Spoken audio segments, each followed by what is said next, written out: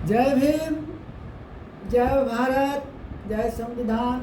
मैं महंत मांझी सशक्त भारत चैनल पर इंजीनियर हरकेश्वर बाबू के साथ में आज फिर उसी बात पर बात करेंगे कि जो पिछड़े वर्ग और अनुसूचित जाति के में वर्ग का क्लास का जो सब क्लास बन रहा है, वर्ग का उपवर्ग बनाया जा रहा है इसी में।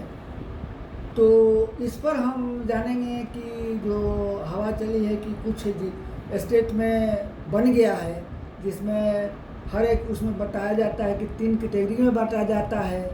एक तो सामान्य, दूसरा अति पिछड़ा और तीसरा महापिछड़ा। उसी तरह से ये शेड्यूल कास्ट में भी कि अति अनुसूचित जाति, अति अनुसूचित जाति और महा, जैसे हमारे यहाँ महादलित बन गया दलित, इसी तरह से। इस पर क्या है आपका, कहाँ से कैसा सब अफवाह है, भ्रमिक है कि सही में अभी लागू हो गया? देखिए, अभी तक जो सूचना मिल रही है, हरियाणा सरकार जो है कैबिनेट से पास करा दिया और उन्होंने शेड्यूल कास्ट को 2 पार्ट में बांटा।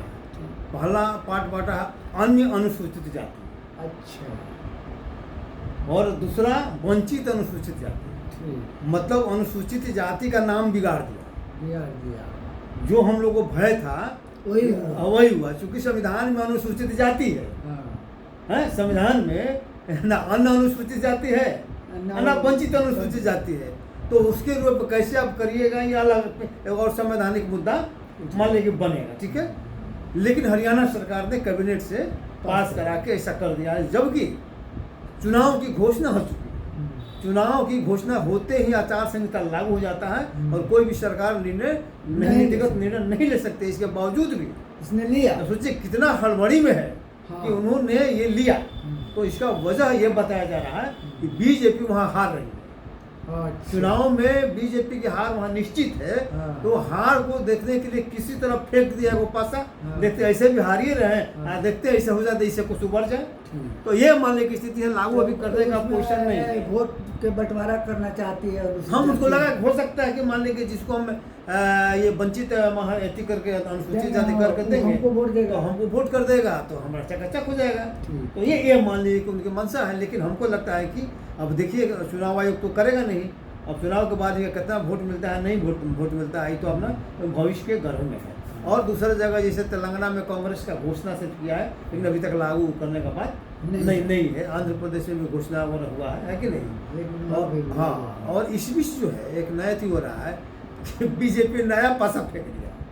हाँ, बीजेपी परेशान थी आरक्षण विरोध पर, उसका जो आरोप लग रहा था, और माने का आरोप संविधान के विरुद्ध होने के विरोधियों ने का आरोप लग रहा था। और इधर मान लीजिए कि हो रहा था कि भाई एक और ये जातीय गणना करेंगे। तो इससे निपटने के लिए उन्होंने नया पासा फेंका कि कहा कि हम एससी और एसटी को लोकसभा और विधानसभा की तरह ही राज्यसभा और विधान परिषद में रिजर्वेशन देंगे। नहीं, जो मिल रहा है वो नहीं देंगे, और जो नहीं मिल रहा है उसको हम देंगे, ठीक है।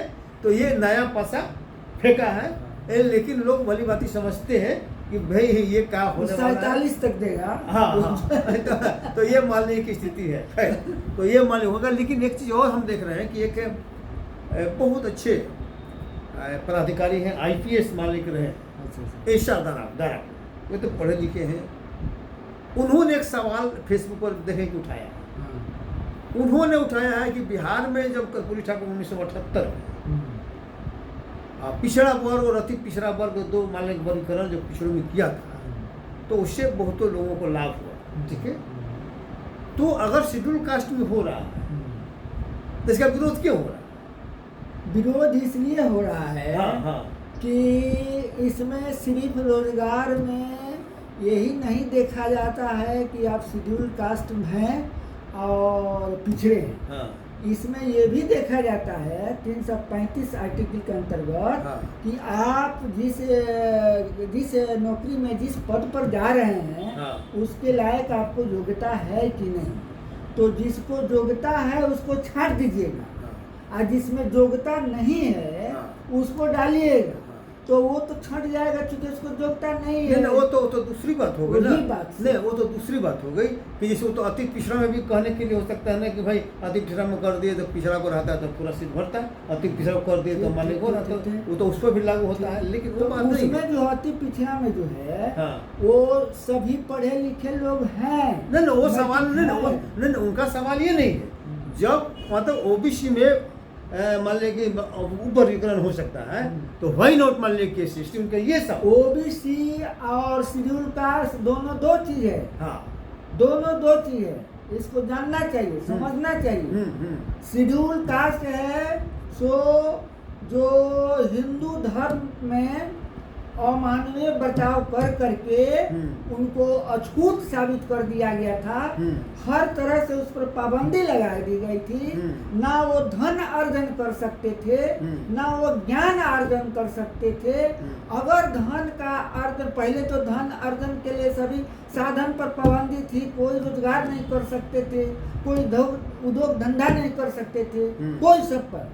और उनको धन अगर किसी कारण बस उनको कहीं से अर्जित कर लिए तो उनको ऑर्डर था कि समाज उस धन को छीन कर करके अब बांट दे। तो इसलिए उनको पास कभी धन रखने उचित नहीं था, धन अर्जन तो नहीं क्या ये पिछड़ों पर नहीं था ये? नहीं, पिछड़ों पर नहीं था। अच्छा।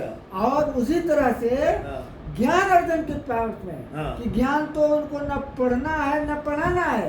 अगर किसी तरह से अगर पढ़ा हुआ शब्द भी सुन लेते हैं तो उसके कान में शीशा पिला दिया। वो तो महामती मनुष्य में तो शूद्रों के प्रति था, वो तो शूद्रों में मान लो वो भी था, उसको भी था। ये अछूता की प्रति है। अच्छा। शूद्र जो थे वो उनको पढ़ने का अधिकार था।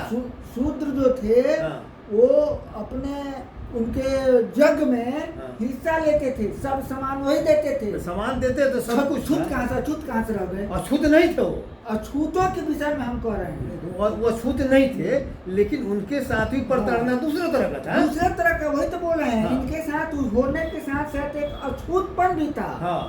और उनके वो भी था, अछूतपन था। ये अलग थे।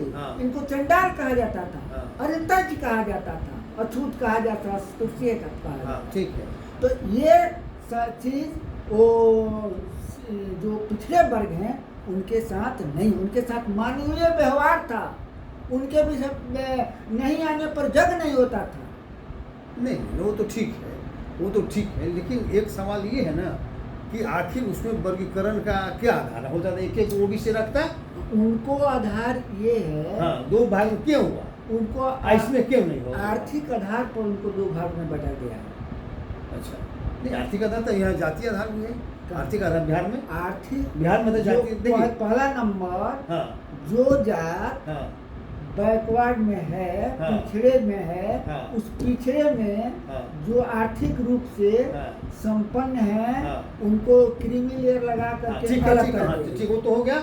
वो तो मान लीजिए कि सेंट्रल लेवल में ही लागू है, उसमें क्रिमिनल लगा के वर्गीकरण किया गया। लेकिन बिहार में पिछड़ा और अति पिछड़ा 78 मान लीजिए हुआ था, नहीं तो वो मान लीजिए उसका क्या कारण था? ये न है वो उसमें वो सीधा से कर्पूरी ठाकुर के समय में था कि पिछड़ा वर्ग में इनको नौकरी में नहीं है। दोनों को नहीं था, दोनों को नहीं था। शेड्यूल कास्ट को मिलता था रिजर्वेशन, उसको नहीं था, उसको दिए थे 78 में कर्पूरी ठाकुर। नहीं, वो सवाल हम जवाब नहीं दे पा रहे हैं, हम उसको बता दे रहा हूँ। क्योंकि ये भोला पासवान शास्त्री जब मुख्यमंत्री थे तब ये मान लीजिए कमीशन मुंगेरी लाल आयोग का गठन हुआ था। और संयोग से भोला पासवान शास्त्री पासवान, मुंगेरी लाल भी पासवान, ठीक है। तो मुंगेरी लाल ने जो रिकमेंडेशन दिया तो उन्होंने दो पार्ट में पिछड़ों को बांटा। पिछड़ा उन्हें वही बांटे थे और कर्पूरी ठाकुर ने सिर्फ लागू किया, ठीक है। तो वो बांटने का आधार अलग था। तो कमीशन ना बांटा, कमीशन बांटा, लेकिन बांटने का जो आधार था उनका ये आधार था कि जो पिछड़ी जाति में एक वर्ग ऐसा है जो कृषक जाति है, जो खेती का काम से जुड़ा हुआ, किसी से पशुपालन से जुड़ा हुआ है। तो उसमें जैसे उनका अपना बिजनेस है, अपना कुछ करते हैं, जैसे जादव अपना उसको दूध गाय गेरू का था, अपना बिजनेस उनको था, अपना रख दूध बेचे खाए पी इस तरह से था। उसी तरह से मान लीजिए कुर्मी या कोयरी, इन लोगों का अपना अलग धंधा था। जैसे मान लीजिए कि कुर्मी बाग का खेती करते थे, कोयरी मान लीजिए कि छोटा सब्जी वगैरह उगाते थे, अपना बेचे, अपना खाए पिए। तो ये एक अलग ग्रुप था। बनिया का मान लीजिए कि जो अपना कुछ सेल्फ, मान लीजिए कि थोड़ा थोड़ा जो बनिया में जो बैस नहीं, बैस मतलब वो नहीं बनिया मरवानी नहीं, जो मान लीजिए कि छोटा छोटा मान लीजिए कि अपना कोई अपना धंधा करके कमाता खाता था, तो वो सब था। लेकिन इसमें जो था अति पिछड़ा में, जो इसका अपना बिजनेस नहीं था, वो सामाजिक लेबर था। साल भर समाज की सेवा करता, सेवक वर्ग था।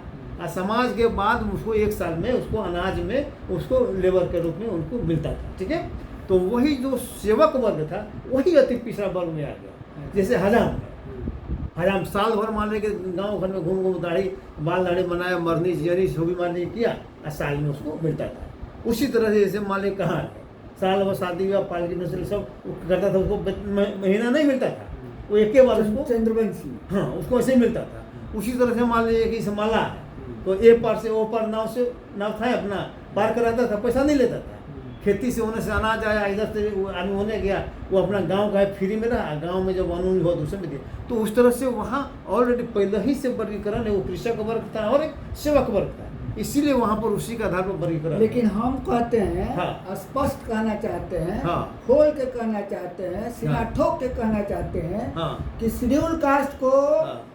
पिछड़ा वर्ग से अपना कंपेयर नहीं करना चाहिए। नहीं ठीक है, देखिए तो हो रहा ना, शेड्यूल कास्ट का लिस्ट हाँ आजादी के बाद नहीं बना है, नहीं तो पहले बन गया, तो राष्ट्रपति उसको हस्ताक्षर बना, अपना कंपेयर करना चाहते हैं। वही करे ना, उनको मान लीजिए कि अब कंपेयर लोग करने के लिए कर देता है। और अति पिछड़ों में भी जो लोगों को दिमाग में लगता है कि भाई ये लोग वर्गीकरण का विरोध कर रहा था, हमारा वर्गीकरण का विरोध कर रहे, वैसी बात नहीं है। हम आपके वर्गीकरण का सपोर्ट करते हैं, इसलिए उसका वैधानिक आधार है। हाँ। लेकिन शेड्यूल कास्ट में वर्गीकरण का हम विरोध करते हैं, इसलिए यहाँ पर कोई वैधानिक आधार नहीं है, इसीलिए हम लोग शेड्यूल कास्ट के वर्गीकरण का विरोध करते हैं। इसमें अति पिछड़ों उनका हम विरोध नहीं सपोर्ट करते हैं उसको, वहाँ वर्गीकरण होना चाहिए, उसका वैधानिक आधार भी है ना।